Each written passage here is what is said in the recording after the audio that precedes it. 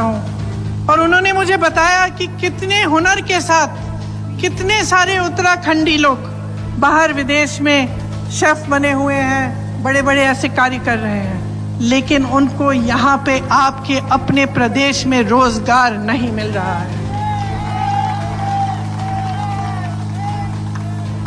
हम क्या कह रहे हैं? हम एक सीधी सी बात कह रहे हैं, जहां भी जाती हूं मैं यही कहती हूं, चुनाव को मुद्दे पर लड़वाओ।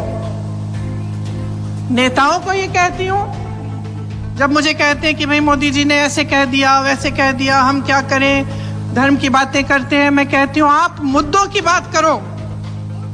10 साल बीत गए हैं, सब कुछ देख लिया जनता ने, जितने काम आपने करने थे वो कर लिए आपने, देख लिया है जनता ने क्या किया क्या नहीं किया। अब जनता चाहती है कि मुद्दों पर चुनाव लड़ा जाए, और मैं आपसे कह रही हूं, आपके मुद्दे क्या हैं आज? क्या है?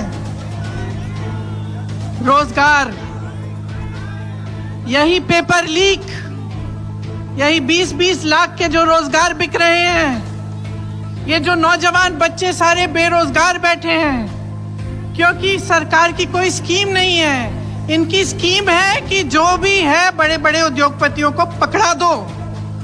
देश की जो संपत्ति हम सबके पूर्वजों ने, आपके पूर्वजों ने मेहनत से बनाई, बड़े बड़े PSU बनाए जिससे रोजगार मिलते थे, बड़े बड़े उद्योग जिससे रोजगार मिलते थे, ये सब तो आपने अपने उद्योगपति मित्रों को दे दिया।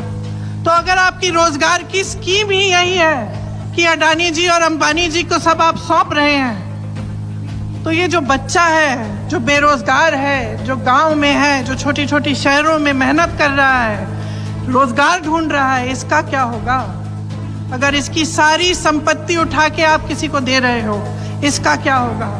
हिमाचल प्रदेश में सेब के किसान हैं, जितने भी कोल्ड स्टोरेज हैं सब अडानी जी को दे दिए। अब अडानी जी तय करते हैं कि सेब की कीमत क्या होगी, किसान का क्या होगा? किसान तो अपनी दुकान बेचारा बंद कर देगा। तो चाहे आप छोटी चीज में देखिए चाहे बड़ी में, इनकी एक ही स्कीम है इस देश के लिए, सारी संपत्ति अपने ही दोस्तों को देकर इस तरह से बटोर के रखनी ताकि सत्ता में रह पाए। आपको समझना पड़ेगा कि आज आपके साथ क्या हो रहा है। मैंने शुरू में बोला कि आप सच्चाई सुनना चाहते हैं। सच्चाई कठोर है।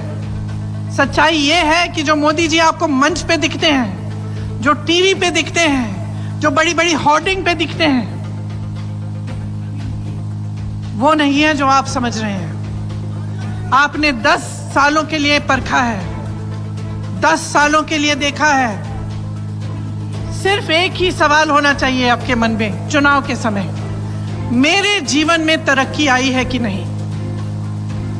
क्योंकि टीवी पे आपको दिख रहा है कि बहुत तरक्की हो रही है। आपको तो बड़े बड़े प्रेसिडेंट, प्राइम मिनिस्टर अलग अलग देशों के आके बता रहे हैं कि भाई देश की बड़ी तरक्की हो रही है। आपको G20 दिख रहा है, आपको तमाम ऐसी चीजें दिख रही हैं जिससे आपको लग रहा है कि देश बहुत आगे बढ़ रहा है, देश का सम्मान भी बढ़ रहा है। किसको गर्व नहीं होता है?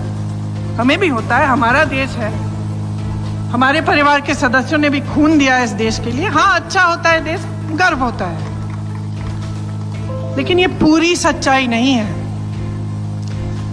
इस सच्चाई में मिली हुई वो सच्चाई है जो आप जी रहे हैं, वो संघर्ष है जो आपका संघर्ष है, जो इस देश के किसान का संघर्ष है, जो इस देश के मजदूर का संघर्ष है, जो मेरी बहनों का संघर्ष है, जो बाजार जाती हैं त्योहार के समय, अभी नवरात्रि के समय भी कुछ खरीदने जाती हैं लेकिन वापस आ जाती हैं आधी चीजें छोड़कर, क्योंकि पैसा नहीं बनता।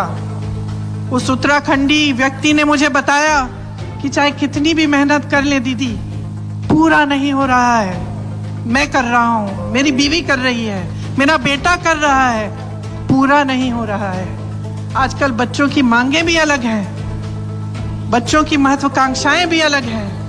हम सब पढ़ाना लिखाना चाहते हैं, अच्छी अच्छी पाठशालाओं में भेजना चाहते हैं, स्वास्थ्य की सुविधाएं चाहते हैं। क्या ये सही है कि आपके जीवन में संघर्ष ही संघर्ष होना चाहिए?